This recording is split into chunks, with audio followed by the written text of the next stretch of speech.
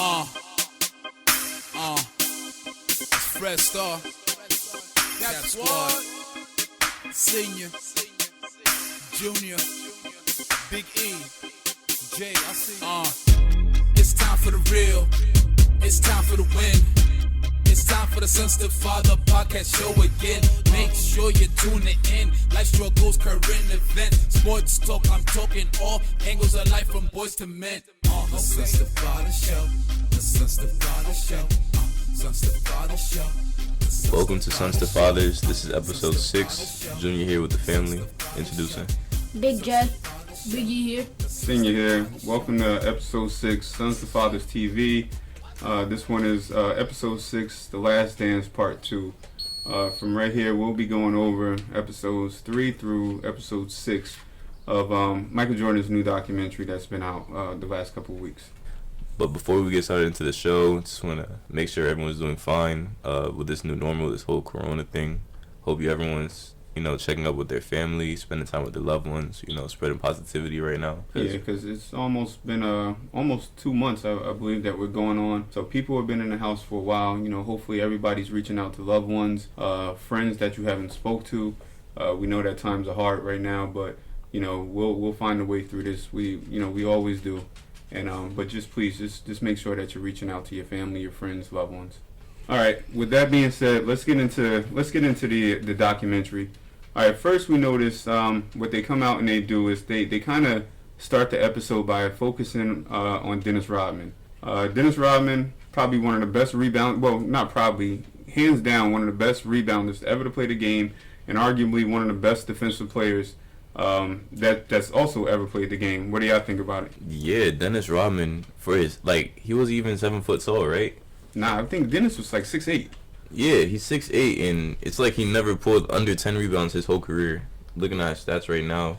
Yeah, he during the shows, it was like showing his highlights and during it, and it looked like he was actually like really putting his body on the line just to get the boards and help his team out, like going for loose balls and grabbing boards. Yeah, he did. I'm looking at his stats right now. He had a career average of 13.12 rebounds a game.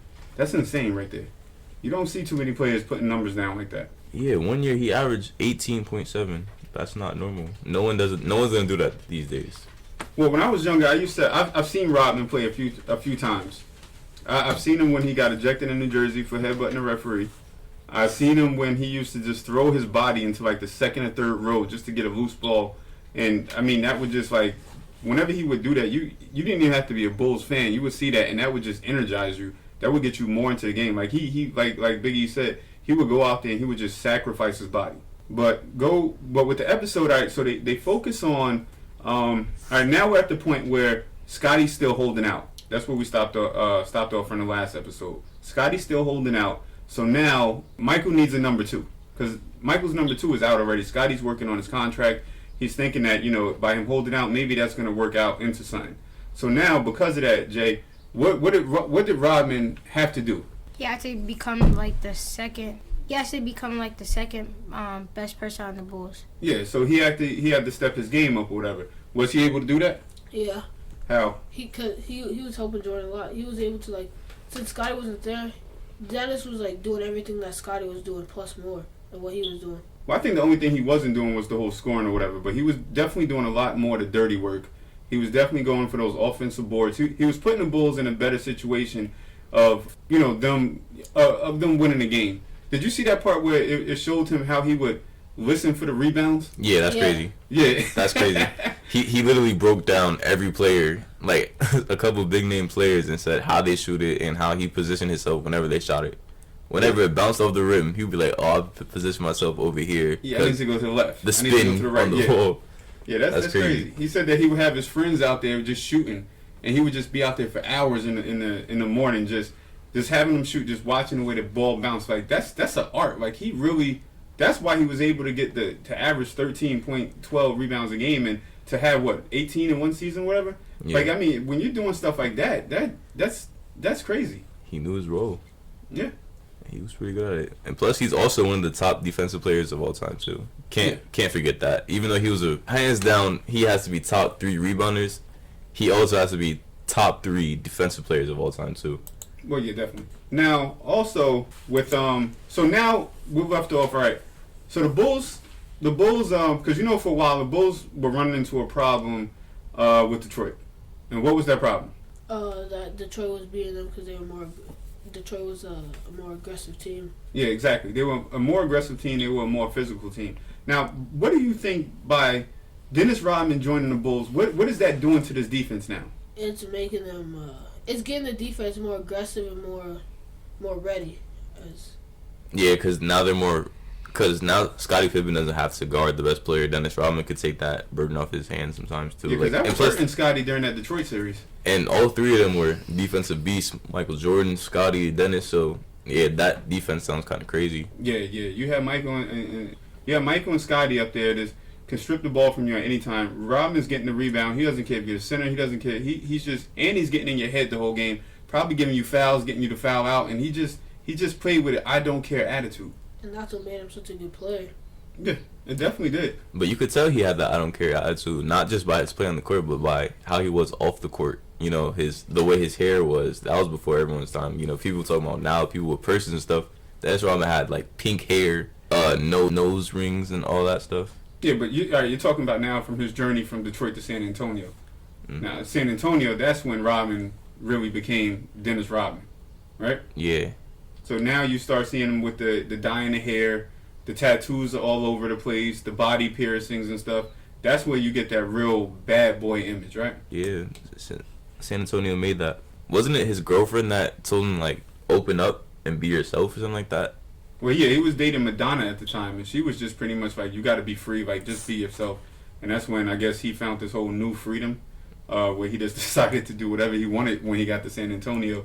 And that didn't last for too long down there.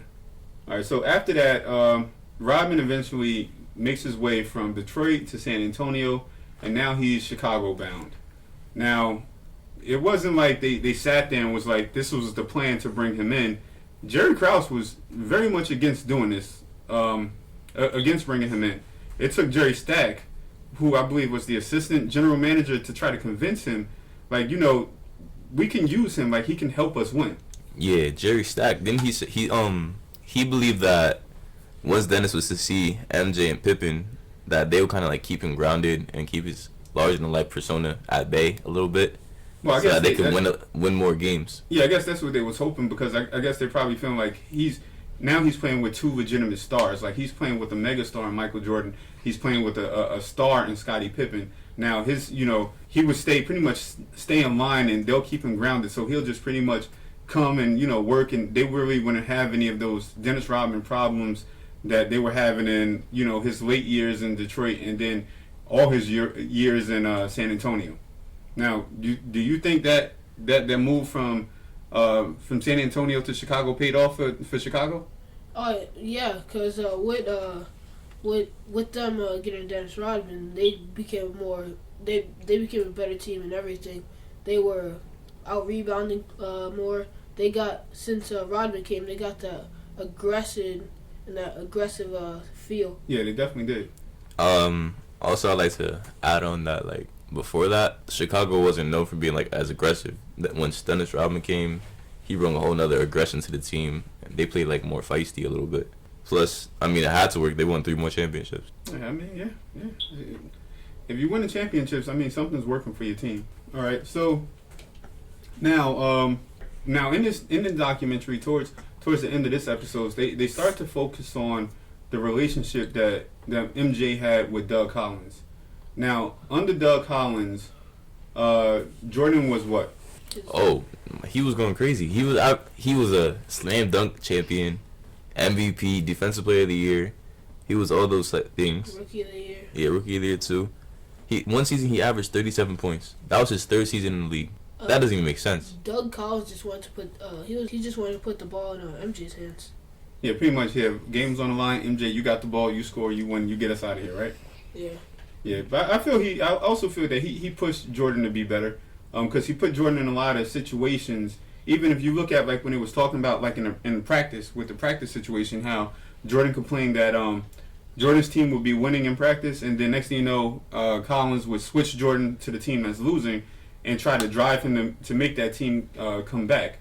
And to me, that's pushing him. Even though Jordan didn't like it, he thought, that the cards were stacked against him, that, the coach was out for him. But I see what Collins was trying to do. Like, if you want to be the best player in the NBA, all right, yeah, you're winning now. Come, go on a team that's losing by 20. Let's see if you can bring them back. And majority of the time, he did just that. And you know what else has made me realize? Michael Jordan's winning mentality. Because this was all before the 6 championships and all that. This was a little shortly after the cocaine circus Bulls, as Michael Jordan described them as. And they were losing all the time. And they was losing everything. Like, Michael Jordan was still pretty young, and he's, like, leading this team. And it's just crazy how he literally changed the full culture. Yeah. And then you go, and then under Doug Collins, because, like you said, the Bulls, they weren't winning anything. But then he actually made them Eastern Conference contenders. Mm-hmm. And that was great for the first time.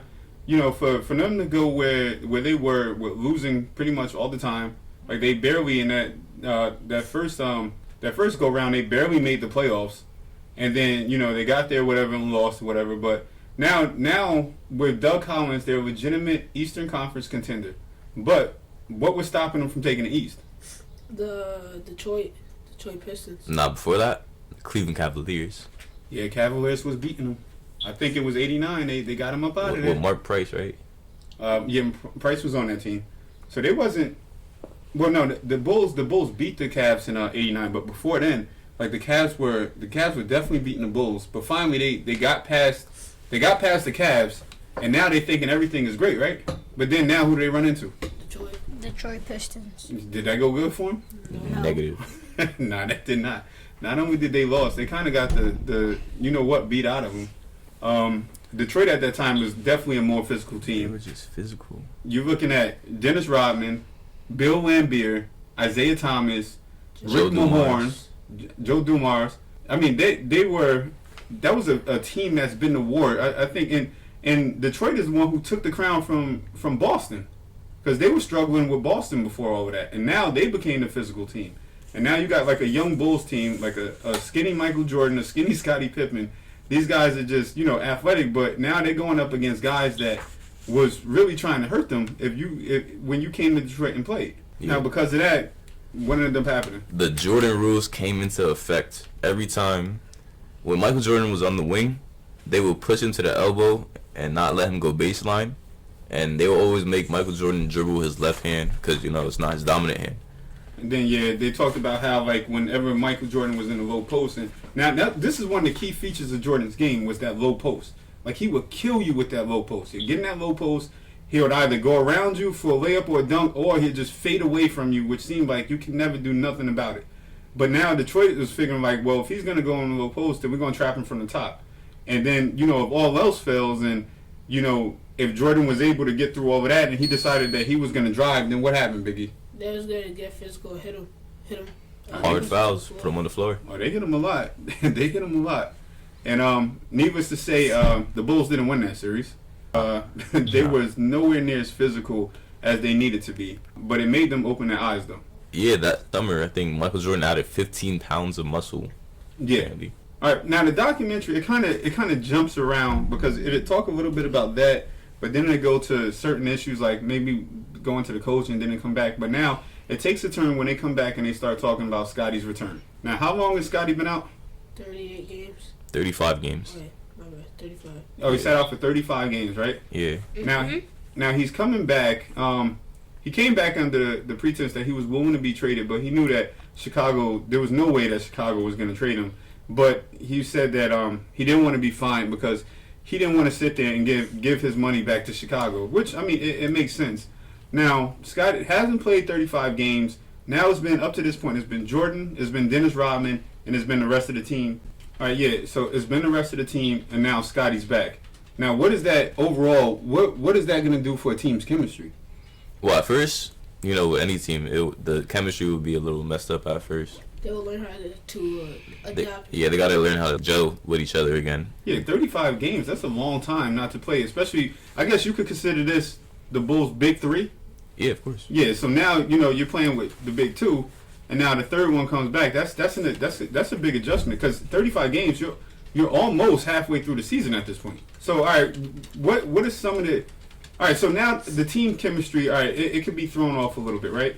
Now, you're looking at Rodman. Rodman's going from number 2 to from number 2 to now number 3. Now, what type of things are you starting to see with him? Rodman started to he started to drink, party. He wasn't as focused. He was going on He vacation. was kind of all over the place. Well, he ain't going on vacation. He asked to go on vacation. That's crazy. I need to go on vacation. I'm still surprised that they let him do it. Michael Jordan let him do it. But Jordan, he wasn't happy about it. But Phil was like, just let him go. Just let him go. I don't know how you can ask to go to vacation for 48 hours, and then of all places he wants to go to Las Vegas. I don't know. But needless to say, they let him go, and they said, how many hours was he? 48 hours. He was supposed to be out for 48 hours. 48 hours, right? Did that work out? No. Nah. Michael Jordan had to go get him. Jordan had to go get him. Yeah. But then they say, all right, so they say that, I guess, Dennis was in some hotel. Jordan goes to get him, and he brings him back. But then now they got to get him. Phil wants to, work the team out to get Dennis back in shape. So now they got to go to practice, right? And, oh, my God, this is funny. All right, so I'm in a Indian drill, right? In practice, Michael Jordan tells the whole team, because he thinks Dennis Rodman needs to get conditioned again. He doesn't think he's at 100%. So he tells the whole team to take it easy during this Indian drill so Dennis Rodman could, lap him. Once Dennis Rodman laps him, someone has to get over him. So Dennis Rodman runs full speed. They don't catch him for 4 laps. The whole team is mad.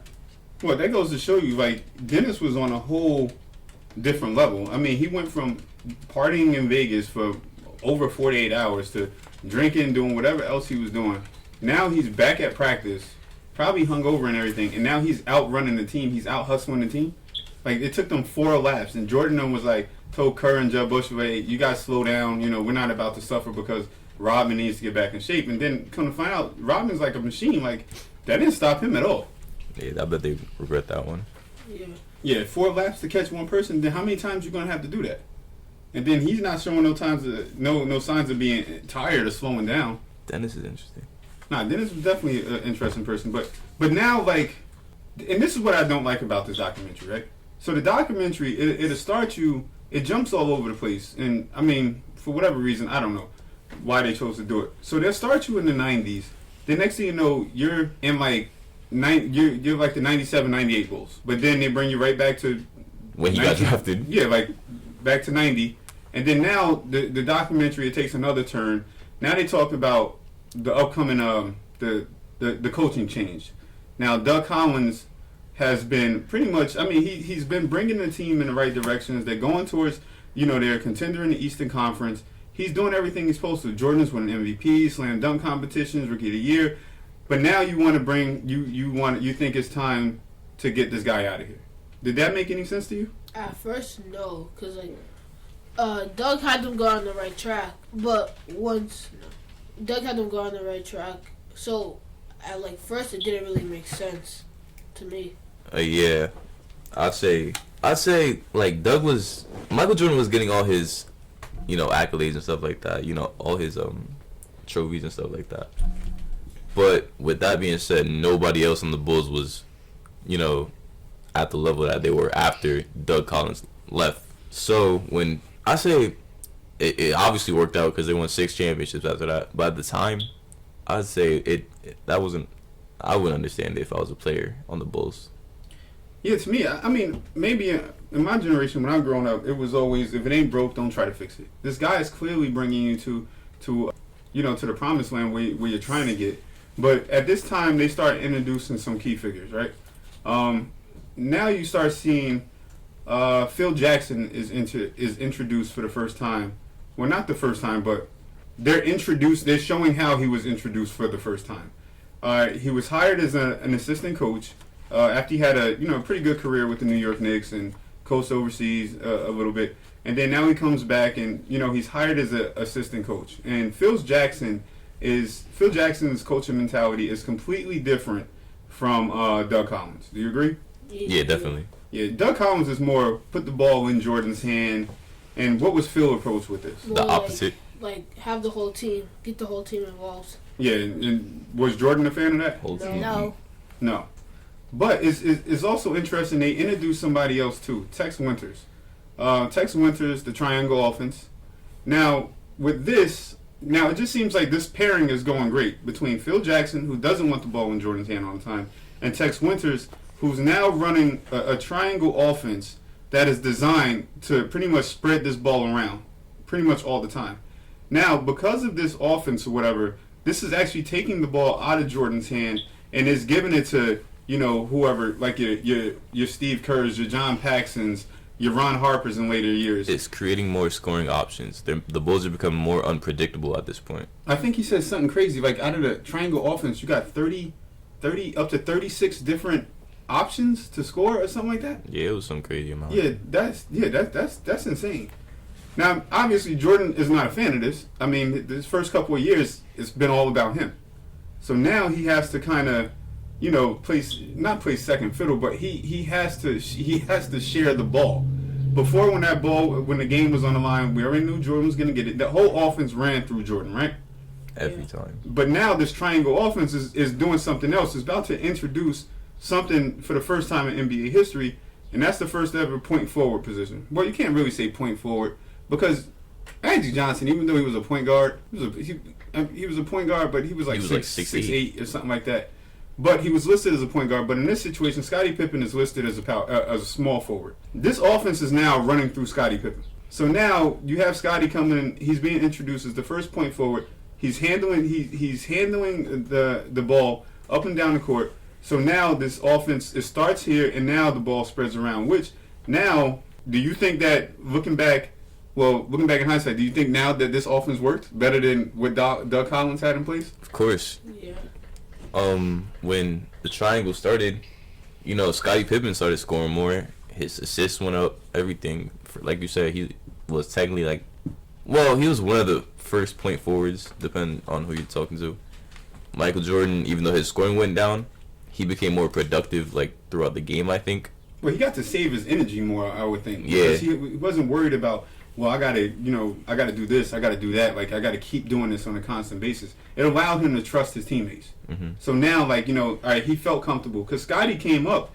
I believe he described himself as a point guard coming up. He just outgrew the position, but he always had handle. He always was comfortable handling the ball and bringing the ball up. And now you just have him in this position where, all right, well, MJ, just go up the court. Don't worry about anything. On defense, we need you on defense. But on offense or whatever, we'll get you the ball when we need you to have the ball or however the ball will spread around. Rather than him bringing the ball up, setting up the offense, letting the offense go through him, scoring, come down, play defense, and then come back and do it all over again. So now you see more trust being put into the surrounding cast of Michael and Scottie at this time. But now the documentary jumps again. So now we go from the introduction of the triangle offense to now we're going back to Bulls versus Detroit. Bulls Detroit, 1990 Eastern Conference Finals. What happens here? Detroit beats them. Again, right? Again. Yeah. Again. And they beat them again. What was the same result?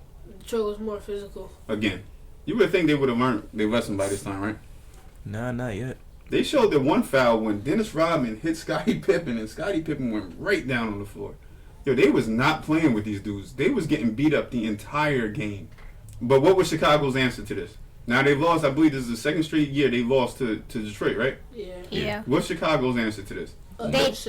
Chicago said No vacations, and everyone worked out together. Got stronger. Go ahead, Jay. I was going to say the exact same thing as Junior. Okay. So, yeah, Chicago said no more vacations. Everybody started working out. And then what happened to the team? they became a more stronger and physical team. Their chemistry got up, and they just being more of a cohesive unit on the court. And that's when they really got dangerous. That's when this whole dynasty started. Yeah, because now, after being banged up by Detroit and all that other stuff, now, Michael and Scottie literally was going to war and was getting killed, right? It was basically playing football out there. Yeah, it was, bro. If you ain't bleed, that wasn't a foul out there. But that's why I was telling you before. This is how, you can't tell me how today's NBA players can play I saw this in something like this. You can't tell me that. A Steph Curry is not gonna let this happen to him. If Steph Curry were to try to drive down the lane and Dennis Rodman from 91, 92 is there, Steph is never ever gonna drive the lane again. he might not even play anymore after that. They just gonna find Dennis Rodman, suspend him for the whole season. Yeah, but that's if you play by these rules. But now, if you play by those rules, then which Steph Curry's father was still playing. Del Curry, I believe, was playing during this time, during these rules. So it was definitely a more physical game. Everybody didn't depend on a 3-point shot like they do now. But, I just wanted to get that out there. We saw this coming, guys. Hey. So now we go into 1991. And finally it happens. The Bulls beat Detroit. Yeah. They beat Detroit, and they were more physical. Michael and Scotty and Horace got stronger. Scotty took his game to a whole nother level this year. Well, I think Scotty he went to another level because he fed off of the physicality. Like, this is what they were working for. Like, all summer, they were working for this matchup right now. And now to watch, like, they're watching it pay off. Like, they're bodying Detroit right now. So before, with the migraine game and all that, not this year. Scotty's like, nah, we good right now. And now, like, going back to the whole thing when they were like, they felt that they were going to war. They just needed someone to, to stand with them. Now they got it. They're manhandling Detroit. How far did the series go? Sweet. At one point in the documentary, they was talking about how the Detroit Pistons would foul, like, Scotty, right? Scotty, he wouldn't even feed into them. Like, Michael Jordan and Scotty just had each other's back like that. Like, yeah, but then they said once they got to that point, that's when the Bulls were like, yo, we got them. Yeah, because they already knew. And Horace Grant was like, we just couldn't show them no emotions because once we showed them emotions, they knew they had us. And at this point, Michael, Scotty, Horace, they became like one unit. It was just like, nah, we got this. This is our year now. And that's when it just got out of hand. Yeah, and then Chicago swept them. They win. Now, all right, let's look at it from the two different times. This is what the podcast gets into about generations. Now, back then, Detroit felt that it wasn't disrespectful to not shake the Bulls' hands and congratulate them and just walk off the court while the game was still going on. Do you think that was disrespectful? No. Even nowadays, that's still disrespectful. If you walk off, that's disrespectful. That was disrespectful, basically. Yeah. You said it was disrespectful? It was.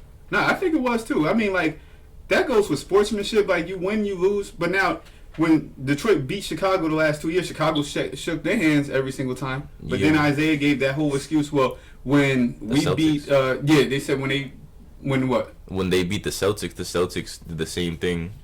But, I mean, why are you trying to be a follower, though? Like, be a leader, do something different. Nah, they were trying to be funny. They wasn't happy about that. They was embarrassed. They got swept. And now they just didn't want to pay any respect to this team. How many years do you think it took him to come up with that excuse? Once he saw the press blew it up like it did, he had to find a backtrack. Yeah, because you still got to make yourself like I'm not that bad of a guy. Yeah, you know he is. Michael Jordan know it. Yeah, but I mean, and that's why Jordan was right. He was like, whatever Isaiah Thomas got to say is probably some BS right now. All right, so now we're going into episode 5, right? Now, how do they want to start episode 5 now? Since we've been jumping around, how are they starting episode 5, Jay? They're starting episode 5 like when Jordan was at the Garden at like his last game and he wanted to wear his like Jordan 1 shoe. But why did he want to wear those Jordan 1s? Because that was his last game playing at the Garden. Yeah, but what were also the first sneakers that he ever wore there? That was his Jordan 1 shoes. The Jordan 1s, right? Yeah. All right.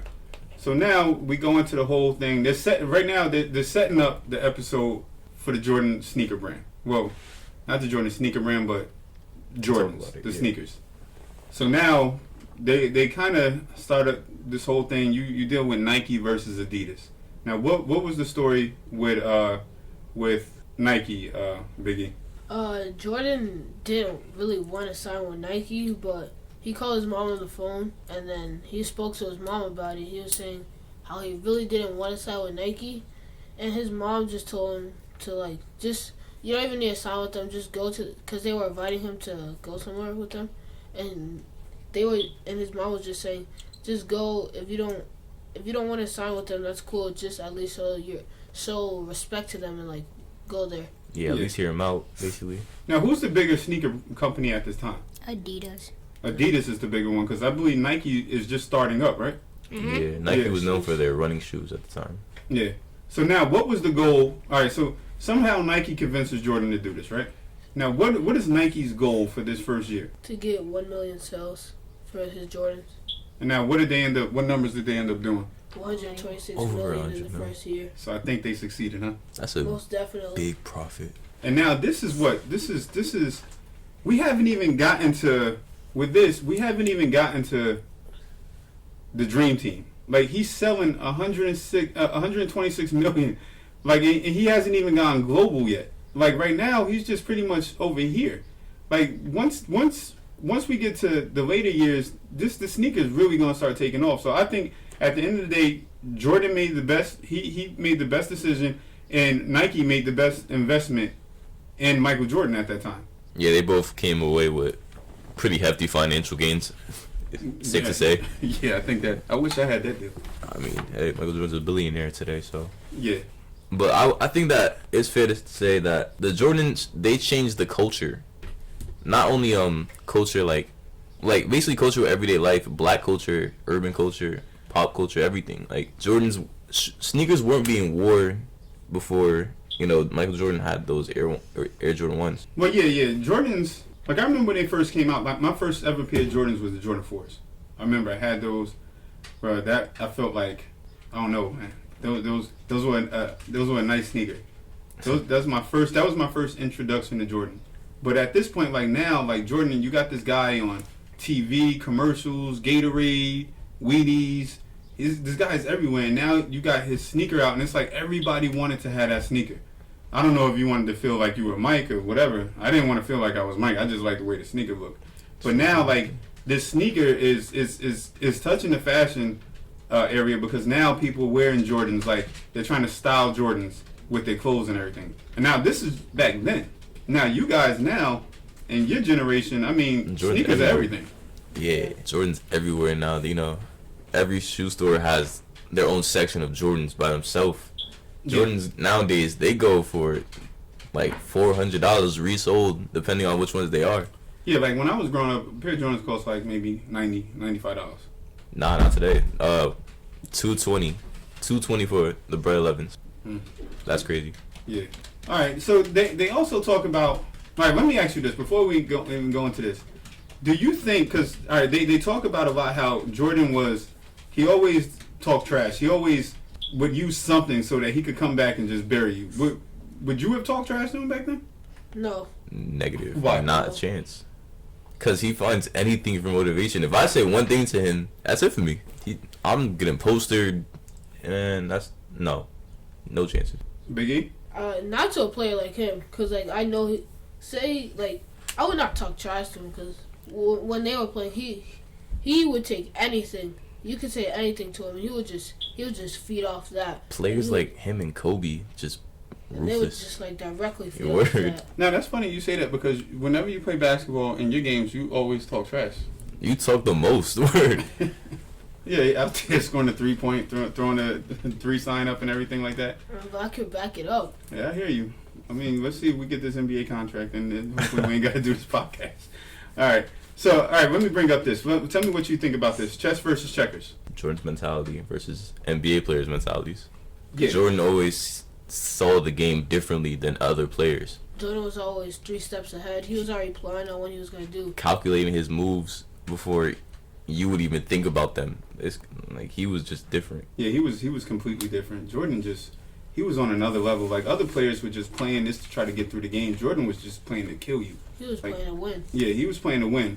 Like, you get into the fourth quarter, you tired. He in the fourth quarter, he comfortable. Energized. He's like, this is where I belong, right here. This moment right here, 1 minute and 20 seconds left. Oh, I was born here. This is where I live. Cool. We're at 20 seconds left? I moved my house in here. This is where I live, right here. This is me right here. At one point, I forgot who said it, but someone said Michael Jordan forgot how to play basketball. He just completely knew how to win. Like, he just won. That was his thing. Yeah. When you're at that level, I mean, you take things to a whole nother level. Talking about he even said his addiction was his competitiveness. Like, Michael Jordan is not one to mess around with in basketball. All right, so we've been talking about the episodes for a while. Let's get into this. We never did a segment, so we want to try something new. So let's get into this segment. Right now, we're going to call this the top 5 Jordans of all time. I think I'm going to start this off. Go ahead. All right. So, my personal top 5 Air Jordans of all time. Well, these are the ones that I like, the ones that look good on me, I guess. Number 5 is the 9s. Number 4 is the 4s. Number 3, you got to have the 1s. They're just too clean. Number 2 is the 12s, and number 1 gotta have the 11s. Concords, Breds. Mine, number 5, Air Jordan 8s. They were clean. Number 4, the Air Jordan 6s.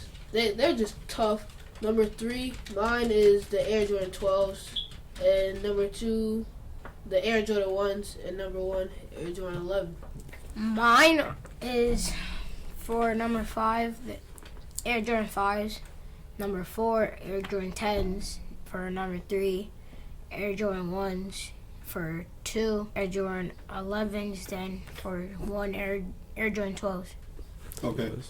I have mine's is my number 5 were the 12s. Number 4 was the number 4s. I mean, those were the first pair of Jordans I ever had. My number 3 were the 13s. Number 2 were the 8s. And number 1, the 11s. You like 13s? The The 13s? 13s, they look like right now. I see they look mad like bulky on your feet. Yeah, but you can't also wear gotta them. remember, like, this is, I mean, Yeah, you grew up during. yeah, the like, this was my time. So, like, I appreciated those sneakers. I remember when he was wearing them. Yeah. So, I liked them. But and I think no matter what you do, I think the 11s are probably the best sneaker that's ever been released. Definitely. Like those, it doesn't matter. Well, I wasn't too fond about the North Carolina colors, but I mean, That was white and blue. yeah. But I mean, to me, it just didn't. It looked more white than anything. I didn't. I'm not a fan of sneakers Man, like I that. wish I had those. I think like the way it is with I like the Chicago Bulls colors, and I like the white and black with the black patent leather going around. To me, I mean, those are. That's it. That's everything right there. Those And are- then you had the Bugs Bunnies, bro. Those are that's Space Jam all right. That's Space Jam all day right there. Y'all wouldn't know nothing about that. Oh, the Space Jam ones? They Yeah. just didn't they just resell them? I mean, they to bring the them 16? back like every single year. Every couple of years, they're gonna bring them back. But I mean, those two right there are my favorites. I need The those. 11s and the Bugs Bunnies. Those were right. All right, so coming back from that, let's get back into it. So now they bring the attention to probably the greatest thing that's ever happened in basketball, the 1992 Olympics. Now they finally introduced the Dream Team. This is what? Oh, this is the first time NBA players played in the Olympics. But this team, even though they were all greats, it came with some controversy. Isaiah Thomas not making the team. Well, whose whose idea do you think that was? Clearly, it had to be Michael Jordan. He had to play a part. If it wasn't Michael, it had to be Michael and Scotty. It probably was both of them, and I think that I think Magic Johnson had something going on with him too. Oh And I yeah. think Larry Bird might have I something mean, going on with him he had too. problems with everybody. Yeah, That's that would just have how been the whole Pistons. yeah, that would have been no bueno right there for the team. Yeah, so I completely understand that. I mean, but don't get me wrong, Isaiah Thomas was a great player. He deserved to be on this team, but he just had way too many issues with everybody else that was on his team, and they was not letting that happen. And Jordan made that very, very clear. And look at how good everyone else was. No offense to Isaiah, like, would you risk it putting him on the team? Nah, it wasn't worth it. And then in the back of my mind, I guess Jordan still remembered that walking off the floor without shaking our hands. But if that's the case, that's corny. That's childish. But Jordan's petty. Yeah, he is. So that's the things that fueled him. Like, I can't even be mad at him about that. He probably looked at that and was like, no. Now I'm going to go out and score 65 next time I'm playing. And also in the Olympics, Tony Kukoc, the player that I think Jerry Krause said that was Better than better MJ than MJ and and Scotty. Scotty. I don't think he said he's better. I think he said he's the future or something like that. He's the future of the Some- Bulls. No, someone did say that that Tony was gonna be better than MJ and Scotty in the documentary. I just don't remember who it was. And then MJ and Scotty said that it was their plan to lock Tony Kukoc up, and that's exactly what they did. And how so? Just did him dirty. They took turns just destroying this kid. There's a team with the 11 best players in the National Basketball Association, just destroying the Tony Kukoc, and he doesn't even know what's going on. Like, Yeah, he was clueless. He had no came idea what in was trying happening. to play a regular game, and all you see is the best player in the league, arguably one of the top 5 best players in the league, just tag teaming him. Yeah, they made it. He didn't have a good first game. I mean, he later came back. He had a better game, but he had no idea what he was walking into. He had not the slightest idea. He was a young kid, and the only thing he was trying to do was just play basketball. And I'm looking at it like, Trying to win. I feel bad for him. Like, And Jordan Pippen, they had, and I think Charles Barkley even commented on it. He's like, how y'all not gonna play Pippen, but you worried about making this guy like the face of the organization, and the rest of the team, they was just disrespecting this dude. Scotty literally said that he's not even cut to make the NBA. Like this whole team was just petty. Go figure. And then he plays for the Chicago Bulls, right? And then finally we get into the last part, episode 6, right? Yeah. And this I don't know. This was another time jump. Yeah, they do this too much. I just don't understand why. Like at certain points I get it, but I mean they jump all over the place in this. All right, so we go to a team divided. Now we're going back to the early 90s. And now this is where we're calling this part a team divided. This is where you get the book by Sam Smith, which was the Jordan Rules, right? Yeah. Now tell us a little bit for everybody that's listening about what this book, pretty much what it did. All right, so inside the book, it was detailing how Michael Jordan was a teammate and as a person, I think, and like the friction inside the locker room of the Chicago Bulls. There could be some friction, some jealousy, maybe. Yeah, of course. But basically, it was saying all of that, and there were speculations about who the people were that were telling the media who it was. Yeah. And it came down to Horace Grant. But let me say, for Horace, BJ defending him was like, it wasn't Horace. It could have been anybody else. But I don't know. Do you think that has to do? You think that's why Horace ultimately wasn't on the Chicago Bulls much longer after that? I mean, Horace got his rings by that point. You got to move on. Like when he go to Orlando after that, if they're gonna pay you, then you gotta go get your money. Yeah, they did pay him a lot. Yeah, so I mean, you Play can't. with Shaq. That's one thing about teams like that. Like when you make a run like that, you can't keep those dudes because everybody's value it continues to grow. You can't win the championship and be like, well, we're gonna pay you the same amount of money. No, you're not. No, you're not. And then I won 3 of them. You're not paying me. No, you're not. I want to raise every single.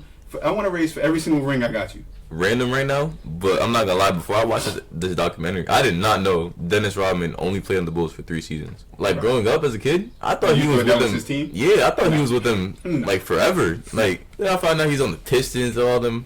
I thought he was with the Bulls. Went to the Lakers. Yeah. Like Rodman had a good run.